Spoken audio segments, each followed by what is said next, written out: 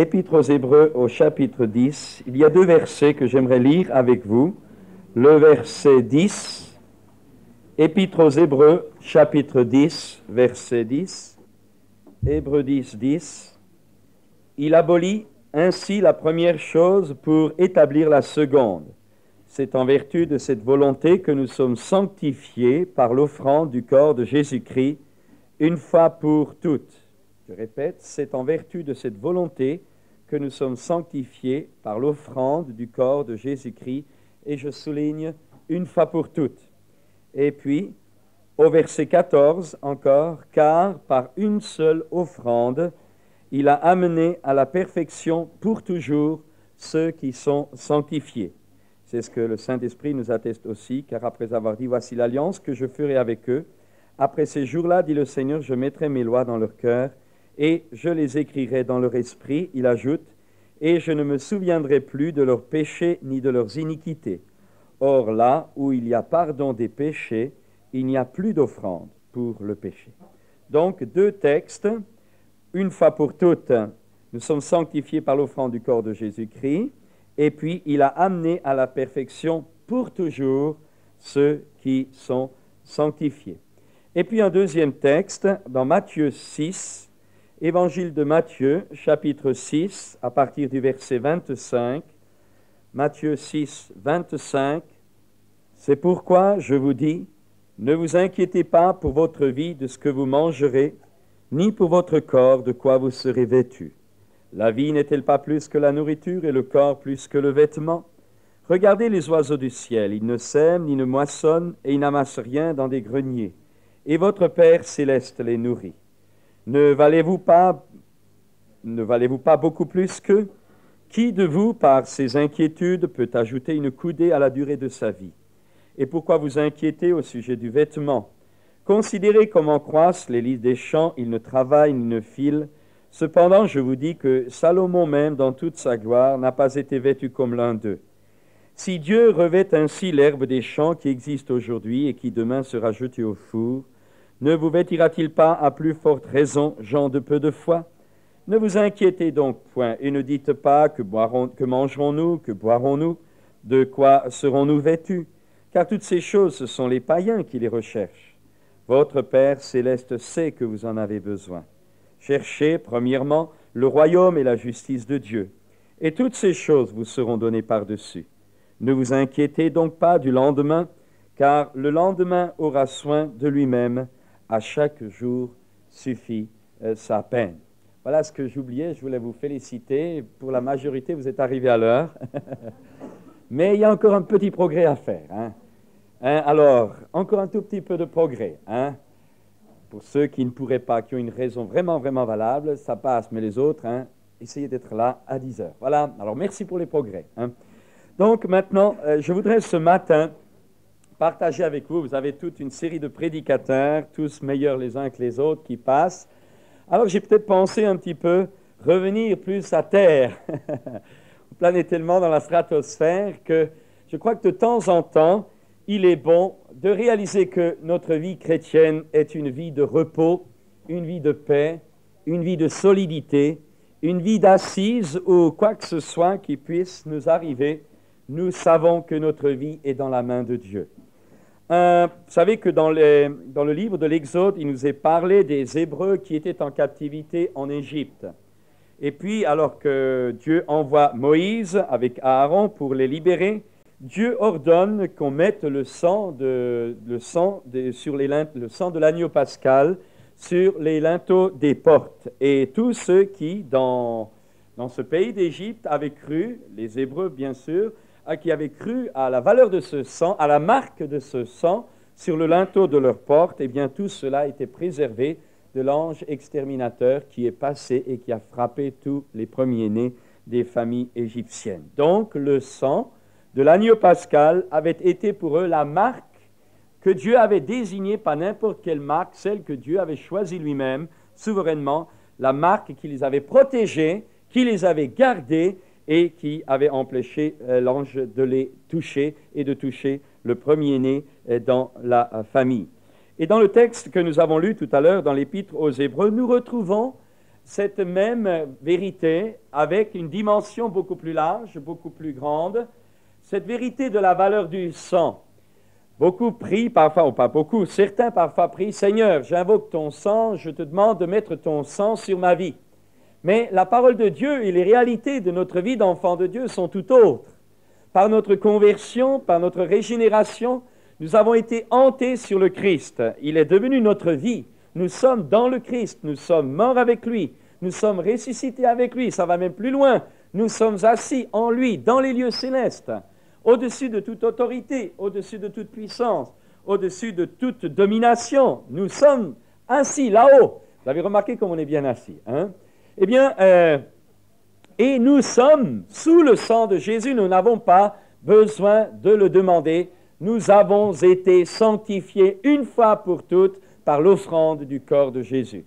Et j'aimerais rappeler cela ce matin parce que c'est une force extraordinaire pour nos cœurs, pour nos pensées, dans les choses que nous pouvons rencontrer dans notre vie, dans les difficultés, dans les combats, dans l'adversité, dans les moments, oui, où nous nous posons peut-être bien des questions, dans les moments aussi où il nous semble que l'opposition du mal et du malin vont en grandissant, eh bien, ou peut-être où nous nous posons bien des inquiétudes quant à nos vies, quant à peut-être les causes qui peuvent exister. Vous savez, souvent, on ne voit pas toujours d'où viennent les traits du malin, comment ils viennent, on se culpabilise, on s'interroge, on se pose des questions, on ouvre la fermeture éclair, comme je le disais tout à l'heure, de notre cœur, puis on file plus loin, notre conscient, notre subconscient, on va tellement loin qu'à la fin on s'y perd. Eh bien, il est bon de nous rappeler ce matin que nous avons été sanctifiés une fois pour toutes par le sang de Jésus. Nous avons été lavés, nous avons été purifiés, nous avons été régénérés par l'Esprit de Dieu, nous avons été transportés dans le royaume du Fils de l'amour de Dieu et nous sommes enfants de Dieu. Cette réalité que l'Épître aux Hébreux nous atteste, il a amené à la perfection pour toujours ceux qui sont sanctifiés. C'est une merveilleuse réalité. Ce n'est pas seulement une position de foi, c'est une réalité spirituelle, c'est une réalité divine, c'est une réalité surnaturelle, c'est une réalité qui dans le monde céleste et qui dans notre vie ici-bas est amenée à manifester sa puissance et, j'allais dire, son impact. Comment pouvons-nous, bien sûr, vous allez me dire, mais si je me regarde le matin dans la glace, je ne suis pas toujours si formidable que j'ai l'air, hein, ou que je voudrais, ou que la parole de Dieu me le dit. Mais si, la Bible nous dit, la parole de Dieu nous dit que par le sang de Christ, nous avons été rachetés, sanctifiés, amenés à la perfection pour toujours. Ce n'est pas moi qui le dis, c'est la parole de Dieu pour toujours. Et si vous acceptez, regardez-vous un petit peu et voyez comme vous êtes beaux aux yeux de Dieu. Il faut bien vous rendre compte, nous sommes des créatures très belles. Bien sûr que certains sont plus beaux que d'autres, hein, apparemment, d'après les normes des hommes, mais aux yeux de Dieu, Dieu, lui, regarde le cœur. Nous avons tous la même valeur aux yeux de Dieu. Nous sommes irremplaçables, nous sommes beaux. Le roi David louait Dieu de ce qu'il était une créature aussi merveilleuse. Beau physiologiquement, rendez compte l'organisme comme c'est beau, dans notre structure tripartite, esprit, âme et corps, beau par notre esprit, beau par la dimension dans laquelle Dieu nous a introduits et beau par la vocation céleste que Dieu nous a adressée. Et si vous voulez, cette beauté spirituelle dans laquelle Dieu nous voit en Christ, nous sommes invités à la réaliser, à la vivre ici-bas, en comptant, en nous attendant, en nous reposant sur l'action du Saint-Esprit dans nos vies et dans nos corps. Parce que je sais que je suis beau, alors je m'attends et le Saint-Esprit va le rendre visible aux autres et à moi-même. Je le suis déjà, mais je suis tellement bouché parfois que je ne me vois pas beau. Hein? Mais le Saint-Esprit va réaliser ça en réalité de vie, ce que je suis en Christ, ce que Dieu m'a fait déjà en Christ, par ma foi, par l'acceptation de cette vérité éternelle, alors je vois le Saint-Esprit progressivement le réaliser en pratique dans mon existence. Donc je le suis, et parce que je le suis, je le deviens par la grâce de Dieu dans la vie de chaque jour, par l'action du Saint-Esprit. Alors bien sûr, il y a des luttes parfois, il y a des combats, il y a parfois encore des échecs, des fautes, des failles, etc. Nous savons que quoi que ce soit, Dieu a toujours raison, hein, nous le savons, c'est toujours de notre côté que se trouvent les failles. Mais Dieu, lui, ne voit pas comme ça les choses. Dieu nous a sanctifiés, il nous a mis à part, il a commencé un processus de vie avec nous, et soit que nous veillons, soit que nous dormions, nous lui appartenons et il nous conduit vers la gloire. Et cela, l'apôtre Paul le transpose d'une autre façon, il dit, nous sommes ainsi transformés de gloire en gloire par l'Esprit du Seigneur. C'est un merveilleux privilège. Et je voudrais dire que certains d'entre nous, d'une façon ou d'une autre, dans notre croissance chrétienne, dans notre marche en avant, nous allons de palier en palier. L'un, à un moment donné, découvre la dimension de la puissance de la guérison divine. Il découvre la puissance de Dieu pour une guérison. Un autre, ou alors quelques temps plus tard, sa dimension s'élargit et il découvre alors le baptême du Saint-Esprit. Alors il ne savait pas ce que c'était, et voilà qu'il est baptisé dans l'Esprit. Alors il découvre la puissance de Dieu en action dans sa propre vie. Puis encore un peu plus loin, il va avoir un bain d'amour par l'Esprit de Dieu. Alors là, il va découvrir la dimension de l'amour. Puis en allant encore plus loin, à un moment donné, il va découvrir par l'illumination du Saint-Esprit, il va découvrir la notion du corps. Il va réaliser qu'il n'est pas seulement lui, le petit chrétien ou le grand chrétien dans son petit coin ou dans son grand coin, mais il va réaliser alors ce que Dieu lui montre à ce moment-là, il va entrer dans une nouvelle dimension, il va réaliser que Dieu l'appelle à se joindre au corps. Il va réaliser qu'il n'est qu'un membre et qu'il a besoin des autres membres pour que chacun complète l'autre. Et alors, il va découvrir ces dimensions et il va entrer dans le corps. Il va accepter de s'identifier avec les autres, de collaborer avec les autres, de travailler avec les autres, de marcher avec les autres. C'est une dimension, la dimension du corps. Et peut-être que plus loin, à un moment donné, il va découvrir la dimension du corps de Christ dans le monde. Il va découvrir peut-être une vision missionnaire. Il va découvrir peut-être une action peut-être particulière auprès des enfants, je ne sais pas. Ce que je veux dire, c'est que nous allons de dimension en dimension. Prenez le cas de l'apôtre Pierre.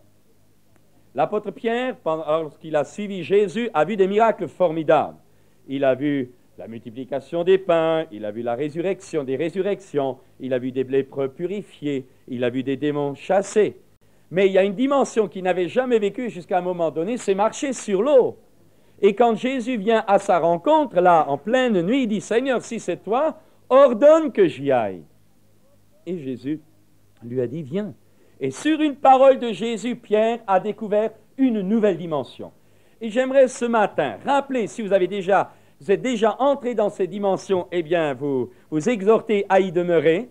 Et s'il y en a parmi nous qui n'y sont pas encore entrés, j'aimerais ce matin vous dire, faites comme Pierre, sortez ce matin de la barque de vos inquiétudes, de vos questions, de vos problèmes, de vos difficultés ou de vos craintes, pour entrer dans la dimension du repos parfait en Jésus-Christ, de la paix parfaite de Dieu en Jésus-Christ, cette paix qui surpasse toute intelligence et qui saura garder vos cœurs et vos pensées en Jésus-Christ.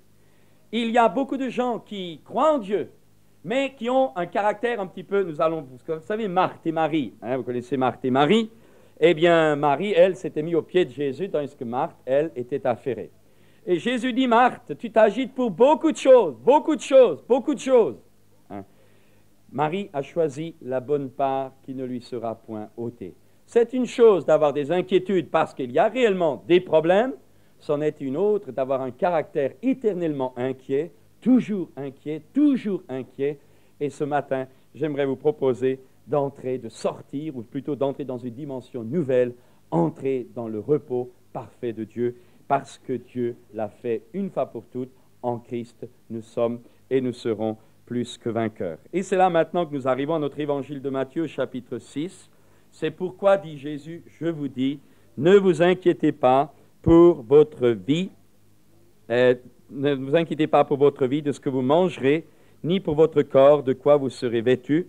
La vie n'est-elle pas plus que la nourriture et le corps plus que le vêtement? Nous vivons une période économique très dure, nous le savons, hein, des difficultés régionales, des difficultés nationales, des difficultés internationales, nous le savons. Mais il y a une chose que nous devons aussi nous rappeler, c'est que Jésus nous a avertis. C'est écrit ces choses-là. Hein, je pense que personne n'est surpris des difficultés économiques, politiques, internationales que nous rencontrons. Il n'y a absolument rien d'étonnant. Jésus l'a annoncé. Quand il dira, ne soyez pas surpris quand ces choses arriveront, mais au contraire, relevez la tête. Nous ne sommes pas de ceux qui ne savent pas pourquoi. Nous ne sommes pas de ceux qui ne savent pas comment. Nous savons, nous, que Dieu a le contrôle de tout. Et pour nous, ces difficultés ne sont qu'une occasion supplémentaire de remettre, de voir Dieu ou de laisser Dieu nous conduire, nous garder, de voir en un mot la bonne main de Dieu se manifester en notre faveur. C'est pourquoi je vous dis, ne vous inquiétez pas pour votre vie, notre corps, notre nourriture. C'est vrai, mais j'aimerais rappeler ce matin qu'il y a des promesses que Dieu a fait, une alliance que Dieu a fait avec nous.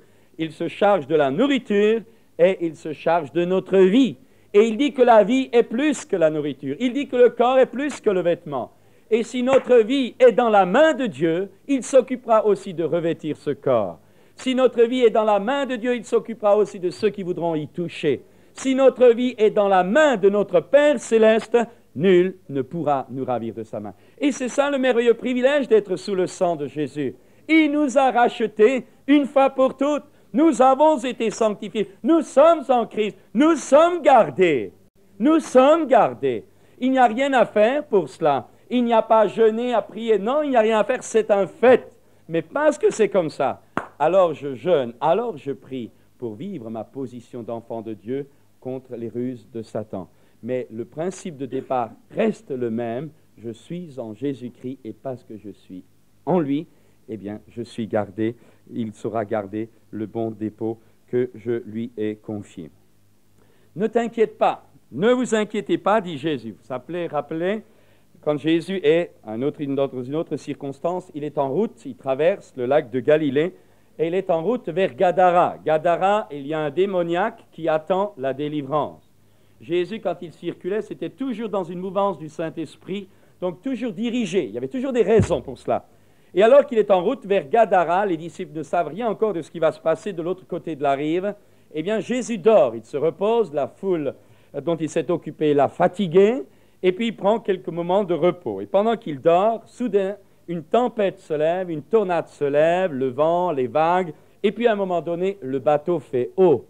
Les apôtres, certains étaient des pêcheurs de métier, ils savaient pertinemment ce que c'était, donc il semble réellement que là, à l'occasion de ce récit, il y avait quelque chose de plus que la normale. Et à un moment donné, leur vie est en danger. Ils réveillent Jésus, ils le secouent et disent « Seigneur, tu ne t'inquiètes pas de ce que nous périssons. Ne t'inquiètes-tu pas ?» D'abord, il leur dit « Ne vous inquiétez pas ». Maintenant, c'est eux qui le secouent. « Alors, tu ne t'inquiètes pas ?» Chers amis, pour nous aussi, je crois que nous sommes tous de la même, vous savez, de la même matière. Nous avons tous été tirés de la terre. Il y a parfois des gens qui font les spirituels. « Ah, moi, je n'ai peur de rien. Alléluia, alléluia, alléluia », jusqu'à ce qu'on les ramasse avec des petites cuillères. Non, c'est vrai, il y a des luttes. C'est vrai qu'il y a des larmes. C'est vrai qu'il y a des souffrances. C'est vrai qu'il y a parfois la pression du mal qui est là. Nous ne sommes pas des êtres désincarnés. L'apôtre Jésus a pleuré. L'apôtre Paul a souffert pour les églises. Il a fait du souci pour bien des choses. C'est vrai que ces choses-là existent. Mais et quand ça arrive, alors on se dit, mais Seigneur, tu m'as oublié. Oh Seigneur, alors tu me laisses faire comme ça. Seigneur, tu ne t'inquiètes pas de ce que nous périssons. Ne me dites pas que ça ne vous arrive pas, mais qu'est-ce qu'il fait là-haut? Mais qu'est-ce qu'il fait? Mais qu'est-ce qu'il fait? Ah oui, les autres, ils sont bénis. Mais Seigneur, pourtant, j'ai confiance en toi, Seigneur. Pourtant, je crois dans ta parole, Seigneur. Pourtant, je sais que tu es vivant. Mais le nuage est tellement fort que non seulement on ne voit pas le soleil, mais on a l'impression que le soleil, lui, ne nous voit plus. C'est ce qui s'était produit pour les disciples. Vous connaissez ce cantique, « Une nacelle en silence, vogue sur un lac d'azur ». Vous savez, quand tout est beau, alors c'est facile de chanter des cantiques. Mais quand ça va mal, ça vous arrive jamais mal? Vous êtes des gens gâtés. Eh bien, mais quand ça arrive, et quand ça vient jamais tout seul, vous savez. On a l'impression que c'est comme des atomes crochus. D'un côté, parfois la bénédiction de Dieu, et de l'autre côté, vous avez parfois tout l'enfer qui se lève. Alors, Seigneur, tu t'inquiètes pas? Jésus leur dit, ne vous inquiétez pas. Et puis il va dire plus loin, regardez les oiseaux du ciel. Ils ne sèment, ni ne moissonnent, ils n'amassent rien dans des greniers, et votre Père céleste les nourrit. Le Proverbe 12, verset 25, dit que l'inquiétude dans le cœur de l'homme l'abat, c'est-à-dire le met à terre, il l'abat. Et l'apôtre Paul dira lui-même, je voudrais que vous fussiez sans inquiétude. Je ne sais pas si vous faites comment, mais parfois je dis, il en a de bonnes, lui. Je voudrais que vous fussiez sans inquiétude. Et c'est le souhait de Dieu pour nous. Je voudrais, dit l'apôtre Paul, que vous fussiez sans inquiétude. Voilà notre privilège. Peut-être ce matin, avez-vous des difficultés? Peut-être ce matin, c'est vrai. Peut-être des inquiétudes, peut-être des causes, peut-être valables, c'est vrai. Mais l'apôtre Paul dit, je voudrais que vous fussiez sans inquiétude. Regardez donc, regardez, il leur dit, regardez les oiseaux du ciel, ils ne sèment ni ne moissonnent. Regardez la beauté d'un animal. Mais regardez aussi, ils ne sèment pas, ils ne moissonnent pas. Et Jésus nous dit que pas un seul moineau ne tombe sans la volonté de Dieu. Disons donc que même un petit oiseau est programmé, même un petit oiseau entre dans le plan de Dieu et n'échappe pas au contrôle de Dieu. Même le petit moineau. Et Jésus dira, pas un seul cheveu de notre tête ne tombe sans la volonté de Dieu. Est-ce que vous vous rendez compte, j'allais dire la perspicacité, ou plutôt le contrôle de suite de Dieu, jusque dans tous les petits détails de notre vie? Et ça, c'est une sécurité, mais c'est surtout un repos. C'est surtout un repos pour chacun d'entre nous ici. Le contrôle de Dieu, l'autorité de Dieu est pour chaque détail de notre vie. Ça n'existe pas, Dieu qui ne s'inquiète pas de nous. Pourquoi? Parce qu'il veille sur nos vies, il est le berger. Mais surtout ceci, regardez les oiseaux, ils ne sèment, ni n'amassent rien, etc. Et votre Père céleste les nourrit. Ne valez-vous pas plus que beaucoup ne valez-vous pas beaucoup plus que? Franchement, regardez beau comme vous êtes, comparez-vous à un moineau, pas de problème, on est quand même plus valable. L'être humain a un esprit, l'être humain est à la dimension de Dieu, il est fait à l'image de Dieu. Alors si Jésus nous dit regardez les oiseaux, à combien plus forte raison? Et nous devons savoir, et j'aimerais vous rappeler à chacun ici ce matin, que notre Dieu est digne de confiance, que notre Dieu est notre Père, que notre Dieu est digne de notre attente, digne de notre confiance, digne de notre service. Notre Dieu est fidèle, lui qui nous a appelés à la communion de son Fils. Et nous n'avons pas à nous inquiéter. Votre Père céleste les nourrit. Ne valez-vous pas beaucoup plus d'eux? Qui de vous, par ses inquiétudes, peut ajouter une coudée à la durée de sa vie? Franchement, là aussi, une coudée, c'est 48 cm, mettez 50 cm. Qu'est-ce que c'est 50 cm pour une vie? C'est rien. Et même pas ça, vous pouvez le faire par vos inquiétudes. Il n'y a rien à faire. Et nous pourrons éviter l'inquiétude dans la mesure où, justement, nous réalisons que nous sommes en Christ. Nous réalisons que nous sommes sanctifiés une fois pour toutes par l'offrande du corps. Que nous réalisons que Dieu nous a rendus à la perfection une fois pour toutes. Que le processus est en route. Je suis dans le train du ciel. Il est en route, c'est lui, le capitaine, c'est lui, plutôt le chef de la locomotive, le mécanicien. Moi, je suis dans le train. Quand il y a des feux oranges, je sais que ça doit ralentir. Quand il y a des rouges, il faut stopper. Mais quand ça redevient vert, alors je fonce, les regards fixés sur le Seigneur. C'est ça notre part, c'est ça notre repos, c'est ça notre force. Dans notre faiblesse, c'est lui notre force. Je voudrais que vous fussiez sans inquiétude. Et pourquoi vous inquiétez au sujet des vêtements? Considérez. Alors il va plus loin, il y a 5 fois le mot inquiétude. Ensuite il ira plus loin. Considérez comment croissent les lys des champs. Regardez, tout à l'heure j'ai lu au verset 25, regardez les oiseaux du ciel. L'œil est la lampe du corps, dit la Bible, un peu plus haut. Jésus dira, l'œil est la lampe du corps. Notre façon de regarder les choses va ou nous libérer et nous guérir, et nous exhorter, ou alors nous démolir.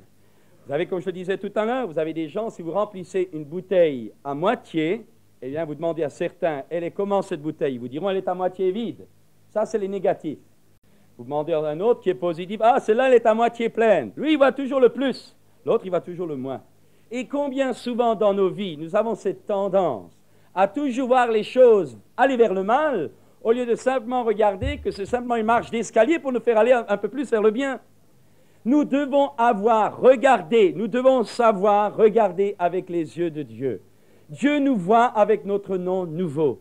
Dieu nous voit avec sa vision à lui. Dieu nous voit dans la perfection de son Fils. Dieu nous voit comme ça. Dieu nous regarde comme ça. Alors si lui nous regarde, nous sommes invités à faire de même.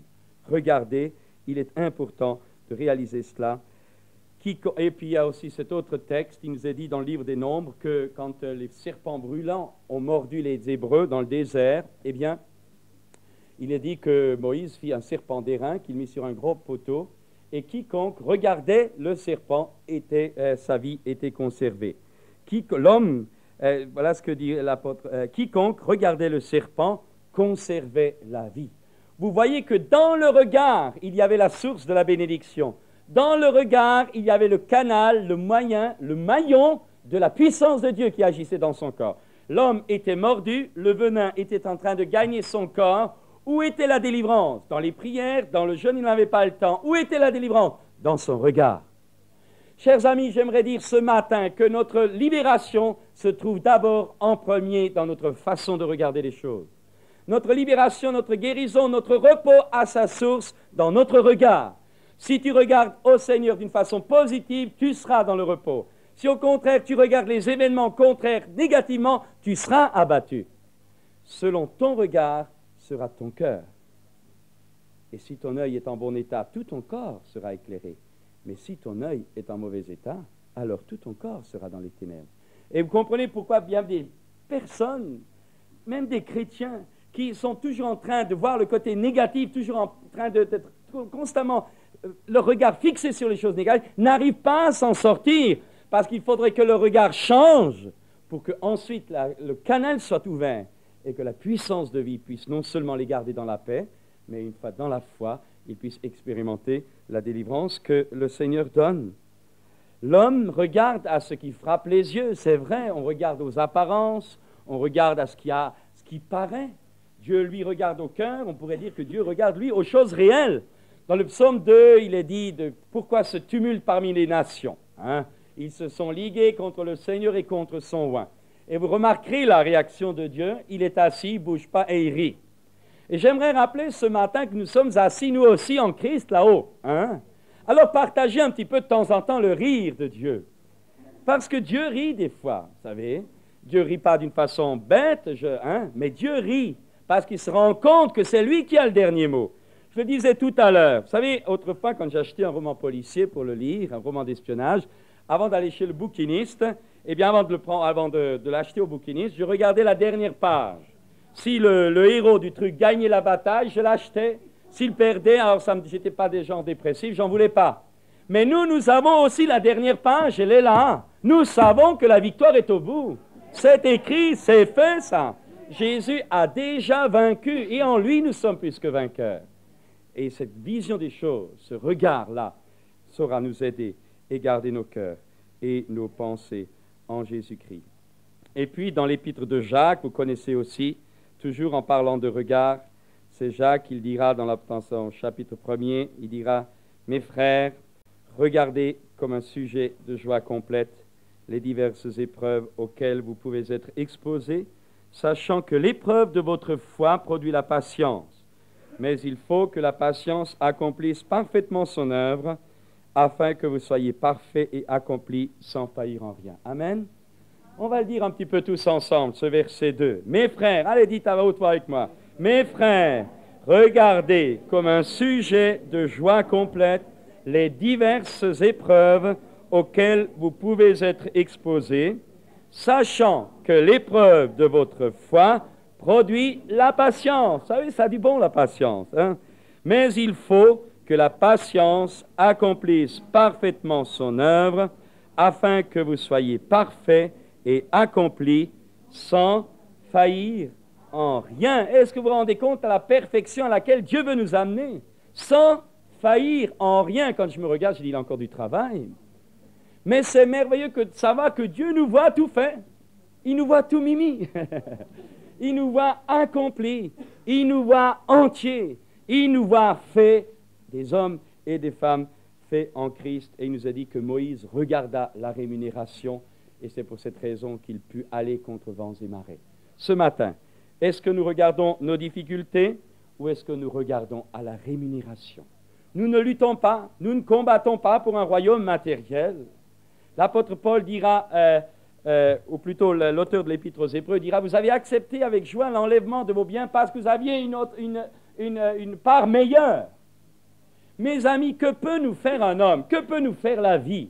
L'apôtre Paul a dit que ni la mort, ni la vie, ni aucune hauteur, aucune largeur, aucune profondeur, rien ni personne, ni même nous-mêmes, ne pourra nous séparer de l'amour de Dieu manifesté en Jésus-Christ. Notre vocation est éternelle. Notre vocation est divine. Notre vocation est céleste. Ce matin, j'aimerais le rappeler de tout mon cœur, nous sommes plus que vainqueurs par celui qui nous a tant aimés. C'est une réalité, c'est une vérité éternelle. Pourquoi? Parce qu'il nous a sanctifiés par son propre corps et par son propre sang, rendu à la perfection une fois pour toutes. Quel merveilleux privilège! Et puis Jésus continue et il dit, considérez, et c'est vrai, considérez comment croissent les lys des champs. Considérer, c'est un autre mot pour regarder. Alors là, on fait le tour de la question. Regarder, c'est regarder. Considérer, c'est faire le tour, voir exactement comment ça se passe. C'est prendre du temps. Et je racontais tout à l'heure que quand j'ai passé mon deuxième baccalauréat, comme je n'étais pas un élève modèle, eh ben, j'avais fait des impasses, qu'on appelle des impasses. Je n'avais pas tout appris. Et comme cela devait arriver, cela arriva. Eh bien, malgré toutes mes prières, parce qu'à ce moment-là, vous savez, on prie, je n'étais pas converti, mais je priais quand même, parce que j'avais l'exemple de mes parents. Je me disais peut-être que Dieu se laisse fléchir. Et voilà que, aux premières sessions, au mois de juin, j'échoue. Et vous savez, j'avais un père formidable. Il m'a dit, tu as échoué, tu sais pourquoi. Alors, si tu ne réussis pas la deuxième session de septembre, tu vas au travail, pas de redoublement. Ah, vous savez, c'était la bonne école, ça, je vous le dis honnêtement. Alors là, je me suis mis au travail. Je n'ai pas révisé l'été, j'ai appris, parce que je n'avais jamais appris avant. Vous savez, mais alors, ce qu'il y avait ce qu'il y avait, c'est que, étant donné qu'il y avait il y avait tout le programme d'une année en 2 mois. Je me levais le matin, etc. J'y allais, je disais, ça y est, c'est fini maintenant. Tu ne pourras plus aller à l'école, tu ne pourras pas aller à l'université, j'avais plein de projets, tout s'écroulait. Et mon père, je sentais qu'il était décidé, tu n'as pas travaillé, on ne va pas dépenser de l'argent pour rien. Allez, tu cherches un travail. Et je me dis, pétard, excusez-moi. Je dis, mais c'est pas... Et puis, et alors je me suis mis. Mais quand même, à la fin arrive donc, enfin, c'était en... Oui, enfin, c'était fin août, c'était début septembre, quand il y a donc eu la deuxième session. Voilà, j'avais mon problème, était les sciences naturelles et la physique-chimie. Bon, je parle là au niveau de la science naturelle. Là. Je n'avais pas pu passer les 26 questions de cours qu'on avait, je n'avais pas pu. Et j'en sais, finalement, il y avait une impasse, je fais tout le reste, ça, je ne savais pas. Et je ne connaissais que, je crois, que 2 ou 3 questions. Et je me rappelle avoir dit ça, Seigneur, je t'en prie, je te promets que... Vous savez, on fait toujours des promesses quand c'est comme ça. Et puis après, une fois que c'est réglé, on recommence. Eh bien, Seigneur, allez, je t'en prie, aide-moi, je te promets, donne-moi... Allez, je me rappelle, il y avait deux choses que je connaissais bien, la cellule animale et la cellule végétale. C'est des questions de sciences naturelles qu'on avait à cette époque-là. Et je me dis, Seigneur, fais que le sujet tombe sur la cellule végétale et animale. J'arrive à l'examen, écrit, parce qu'il y avait l'écrit et l'oral, et voilà qu'au moment de la science nat, les autres matières, ça allait à peu près. Il n'y a plus qu'en physique-chimie, où j'ai vécu la même expérience, où Dieu m'a vraiment aidé. Et j'arrive là, et puis alors on distribue le sujet. Je lis cellule végétale. Vous savez, alors, ça m'est resté. Vous savez pourquoi je le dis? Tout simplement à cause de ce lys des champs. J'aimerais vous dire qu'il y a un processus, et ça je le sais parce que je l'ai appris, pour vous le garantir. C'est à cause de ça que j'ai eu mon bac. Eh bien, il y a eu, dans les cellules végétales, la cellule pousse tout simplement parce que la cellule de base, à un moment donné, se coupe en deux. Il y a multiplication des cellules. Elle est ronde, puis à un moment donné, elle se coupe par le milieu et engendre de nouvelles cellules. Et c'est ainsi que la pousse se développe, la plante se développe. En un mot, on ne fait rien. Vous avez beau tirer sur la tige d'un lys, il ne poussera pas plus vite. Essayez de voir chez vous. Tirez fort, vous verrez ce qui va vous rester dans les doigts. Ça ne pousse pas plus vite. Mais il suffit de laisser faire le processus de vie. La cellule est vivante. Et regardez un lys des champs. Jésus prend cet exemple du lys des champs. Il dit, considérez, faites le tour, considérez comment croissent les lys des champs. Ils ne travaillent ni ne filent. Cependant, je vous dis que Salomon, même dans toute sa gloire, n'a pas été vêtu comme Dieu. Vous savez, l'autre jour, j'ai vu, des personnes avaient amené des fleurs. Et parfois, il y avait, auprès de mon épouse, et parfois, il y avait des fleurs de la même genre de fleurs, mais chaque fleur était différente. Une beauté, une perfection dans la création qu'aucun de nos vêtements, même les meilleurs, même Christian Rivière qui aujourd'hui a un costume en or, aucun d'entre nous quels que soient nos habits, hein, on est bien habillés, hein, eh bien, aucun d'entre nous ne peut reproduire la perfection de Dieu dans sa création. Regardez une fleur, mais regardez ces fleurs, c'est parfait, c'est fini dans tous les domaines. C'est quelque chose de... Regardez pas ça. Voilà. Vous voyez, on le voit quand même la différence. Hein? À un moment donné. Vous regardez à côté, il y en a. Et il n'y a qu'à comparer. Tiens, c'est intéressant. Regardez la fleur factice de loin. Ça trompe. Vous vous approchez, vous regardez, vous y laissez pas tromper. Hein. Et d'ailleurs, quand vous offrez des fleurs factices et des fleurs naturelles, vous voyez la différence. Eh bien, je veux simplement dire, regardez la perfection d'une plante. Et tout ça se fait tout seul. Et Jésus dit, regardez ces fleurs qui sont pour un temps, simplement un temps, et qui vont ensuite être jetées au feu. Et regardez ça, et vous. Regardez ce qu'il dit. Si Dieu revêt ainsi l'herbe des champs qui existent aujourd'hui, qui demain sera jetée au four, ne vous vêtira-t-il pas à plus forte raison, gens de peu de foi? Mes amis, Dieu nous donne des habits en or, mais pas une veille sur nos vies. Il nous revêt de sa justice, il nous revêt de sa nature à lui. Et si Dieu prend soin de notre vie, si Dieu prend soin de nos corps aussi, il saura aussi prendre soin du reste. Parce que s'il a établi la perfection dans une plante qui demain sèche et ira au four, à combien plus forte raison, nous qu'il a fait à son image, qui sommes destinés à régner avec lui, à combien plus forte raison ne nous donnera-t-il pas tout ce qui nous est nécessaire? Franchement, est-ce que vous croyez qu'il y a quelqu'un dans ce monde qui est capable d'arrêter la main de Dieu? La Bible dit quand la main de Dieu est étendue, qui pourrait la ramener? Et j'aimerais rappeler ce matin que la main de Dieu est étendue sur nos vies, non pas pour nous juger, mais une main de bénédiction, une main de prospérité, pas toujours comme nous le pensons, pas toujours comme nous le voulons, mais toujours sous l'aspersion du sang de Jésus pour nous amener à la perfection semblable ou à la maturité de la stature du Christ. Quelque chose de merveilleux. Alors qu'on s'inquiète ou qu'on ne s'inquiète pas, ça ne changera rien. Au contraire, l'inquiétude va vous donner des problèmes. Mais la foi ou la confiance dans la fidélité de Dieu gardera nos cœurs et nos paix, et nos cœurs et nos pensées dans la paix. Et il continue, ne vous inquiétez donc pas, et ne dites pas que mangerons-nous, que boirons-nous. Et là maintenant, d'abord il dit, regardez, ensuite il dit, maintenant, ne dites pas, les paroles. Combien de fois, parfois on dit, ça va pas, je m'en sortirai pas, je ne sais pas comment faire, et puis il y a ceci, et puis il y a cela. Vous avez remarqué, il y a des personnes, malgré leur bonne volonté, ils sont toujours en train de dire ce qui ne va pas. Et Jésus dit, ne dis pas, ne prononce pas ça. Ce que tu prononces, tu es en train de le créer. Si tu veux prononcer, dis, ça va, ça ira. Ah, on serre les dents. Ah oui, on serre les dents. Mais on a la victoire. Ça, ce sont des paroles positives. Dites, dans Matthieu 21, Jésus dira, si vous dites à cette montagne, etc., si vous dites, il y a une puissance, je n'insiste pas, la puissance dans la parole. Les choses de Dieu se font par la parole. N'oubliez jamais, l'image a de la valeur, mais le plan de Dieu passe toujours par sa parole. N'oubliez jamais que Dieu a créé toutes choses par sa parole. Alors dites-la, prononcez-la. Ne dites pas, mais dites au contraire les choses positives. Et je vais encore aller un peu plus loin. Toutes ces choses, ce sont les païens qui les recherchent, c'est-à-dire ceux qui sont étrangers à la vie de Dieu, étrangers à la connaissance de Dieu, étrangers à cette position en Christ. Et Jésus continuera, votre Père céleste sait, il sait que vous en avez besoin. Franchement. Vous savez, là aussi, j'avais vécu une expérience, la partage, parce que chaque fois que je médite ce texte, j'aime bien me la rappeler, parce qu'elle m'a beaucoup aidé. Il y a quelques années de cela, j'avais terminé mon année scolaire comme surveillant général au lycée technique. J'étais auxiliaire et je n'avais pas de garantie d'emploi. Et je me rappelle, j'attendais pendant tout l'été, j'ai attendu ma nomination et rien n'est venu. Et voilà que 2 jours avant la rentrée, les professeurs étaient convoqués et puis moi, rien. Et comme j'étais surveillant général auxiliaire, si on ne me convoquait pas 2 jours avant la rentrée, c'est que c'était cuit, quoi. Et je me demandais, je me disais, je m'inquiétais. Et puis je me rappelle, je m'étais mis dans ma chambre et j'avais repris ce texte qui m'avait beaucoup aidé avant. Et j'étais là, à genoux, je dis, Seigneur, tu as dit, tu sais.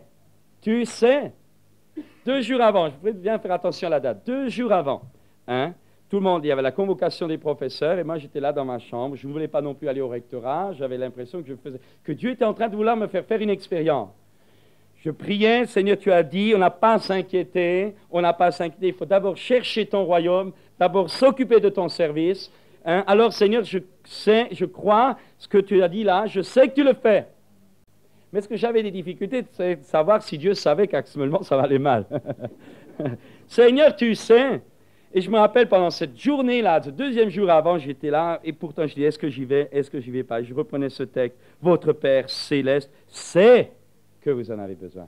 J'aimerais dire ce matin, peut-être avez-vous des difficultés, mais j'aimerais dire, mais oui, vous dites, mais Dieu ne voit pas, Dieu n'entend pas, mais Dieu sait que vous avez ces difficultés, mais Dieu le sait, il le sait ce matin, il le connaît chacun d'entre nous ici, il sait ce dont nous avons besoin, il le sait, c'est quelque chose de merveilleux ça.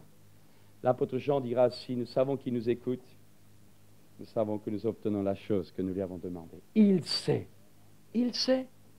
Alors, j'étais là, Seigneur, tu sais, mais mon cœur, ça battait la breloque. Hein? Et puis, dernier jour, donc le lendemain, je dis, tenant plus, je vais au rectorat, j'arrive, ah, monsieur Truchel, vous tombez bien. Je dis, qu'est-ce qui se passe? Voilà, hier, juste au moment où moi je disais, Seigneur, tu sais, hier, on a découvert votre dossier qui s'était égaré. Le dossier s'était égaré pendant tout l'été. Moi, j'étais là, attendant une nouvelle qui n'arrivait pas. Et c'est ce jour-là, à ce moment-là, où chez moi, où je priais, je disais, Seigneur, tu sais la chose. C'est à ce moment-là qu'ils ont découvert le dossier. Et plus que ça, je me rappellerai toujours, je dis, Seigneur, paniquer pour paniquer, autant que tu fasses maintenant quelque chose de bien. Je me rappelle, et je lui avais dit, Seigneur, si vraiment il y a un nouveau travail, eh bien qu'il n'y ait plus de service de dimanche. Vous savez, quand le surveillant général, il y a l'internat, le dimanche, il faut rester pour les élèves, etc., pour assurer la permanence, etc., et des services de vacances. Et je me rappelle, ce jour-là, dans ma chambre, je dis, Seigneur, tu sais, eh bien, culot pour culot, je parlais comme ça à cette époque-là, eh bien, Seigneur, autant que je fasse une nouvelle expérience avec toi, j'aimerais aussi que tu m'enlèves le service de vacances et de dimanche. Eh bien, je peux vous garantir, maintenant, mais je suis arrivé au rectorat, on a dit, on perdu votre cause. On vous nomme à Voiron, au lycée mixte de Voiron. J'arrive à Voiron, on me dit, mais monsieur Truchel, nous n'avons aucune place pour vous. Et ils m'ont créé un poste sans service de dimanche et sans service de semaine et de vacances. J'étais l'intrus, mais j'étais nommé. Vous savez, pendant 5 ans après, je suis resté là-haut, sans service d'été, sans service de dimanche, ça m'a permis de faire la colo et d'autres choses. Je peux simplement vous dire que Dieu sait que nous en avons besoin. Il est digne de notre confiance. Et je termine.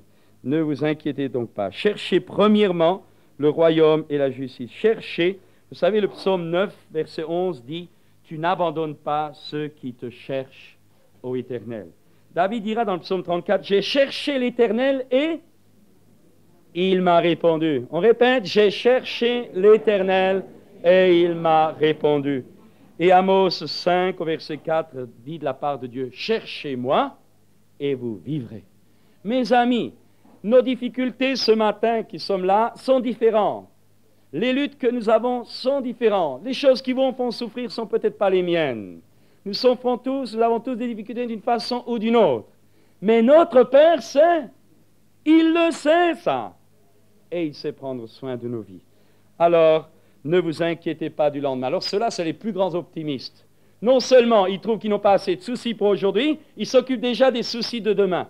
J'aimerais rappeler ce matin que les soucis de chaque jour, ça nous suffit largement. Je ne sais pas si vous n'avez pas assez pour aujourd'hui, mais de grâce, ne prenez pas encore ceux de demain, vous serez noyés. À chaque jour suffit sa peine. Vous occupez pas de demain, Jésus donne la réponse, à chaque jour suffit sa peine. Le lendemain aura soin de lui-même. Vous ne pouvez pas prendre encore demain, vous allez être écrasé. Ça, on en a déjà plein la haute aujourd'hui, alors laissons à qui? À Dieu. Savez-vous que nous pouvons être des voleurs? Vous ne saviez pas ça? Eh oui. Si vous prenez des choses de demain, ça appartient à Dieu, vous êtes en train de voler Dieu. Ne vous inquiétez pas du lendemain, le lendemain aura soin de lui-même. Rappelez-vous le principe de la multiplication de la cellule végétale, que vous dormiez, que vous veillez, ça se multiplie, ça se développe, ça pousse. Que vous fassiez du souci ou pas du souci, vous pouvez simplement par vos soucis vous faire mourir avant l'âge, mais simplement une chose, mais sachez que si vous avez foi en Dieu, que vous dormiez, que vous veillez, ça pousse, demain se prépare. Vous savez, pendant que vous êtes là sur vos chaises, demain est en train de se préparer tout seul, mais toujours et encore toujours sous le contrôle de Dieu.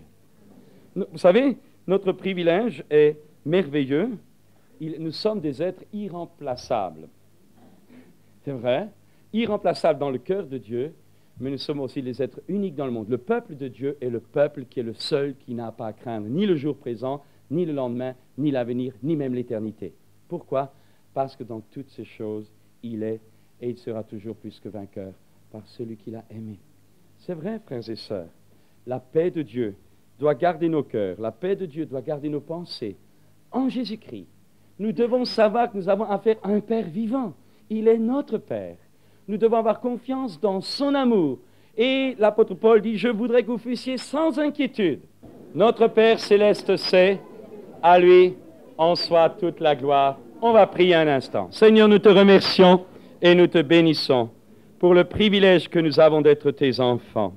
Nous ne sommes pas orphelins, nous ne sommes pas des abandonnés, nous ne sommes pas des vaincus, nous sommes des fils et des filles d'un Dieu vivant qui nous a rachetés, sanctifiés, amenés à la perfection une fois pour toutes par le corps et le sang de son Fils. Oh, nous te bénissons ce matin de ce merveilleux privilège et nous te prions de donner à chacun une claire vision de ta grâce, une claire vision de ces réalités éternelles, une claire vision de ta présence, de ton royaume dans nos vies, jour après jour, que nous veillons ou que nous dormions. Te bénissons ce matin pour la paix de Dieu qui surpasse toute intelligence, qui sait garder nos cœurs et nos pensées en Jésus-Christ notre Seigneur. Amen.